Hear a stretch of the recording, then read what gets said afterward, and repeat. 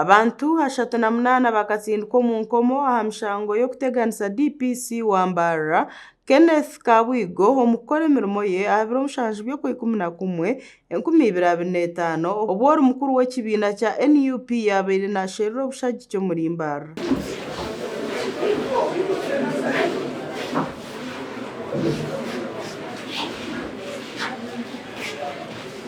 Okurigirira ahari hariho Davis ori omuhababi wa gavumenti yagira ngu tarikwikirizana n'ekyokwemererwa kw'abantu aba babo kuba nibaza kucumbagiza okucondoza. The opinion of the respondent, the state,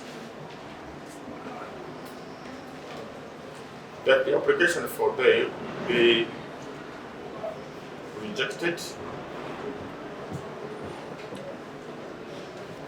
and the option of expeditious trial be adopted.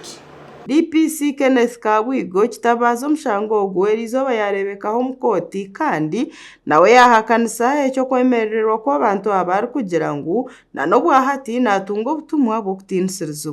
From that time up to date, we are still receiving threats because of the arrests that were made.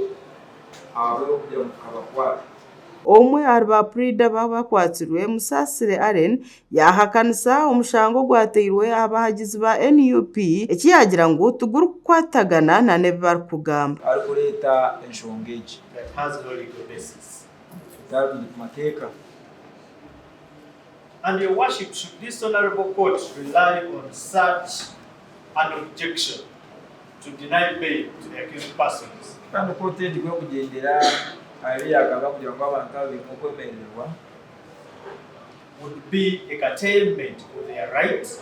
bwanyuma omuramuzi Alex Baguma yasharamu kugarura endangamuntu abeema atyo niko kwongerayo okurra okushaba kwabo okuhisa 2022 by'okwikumi.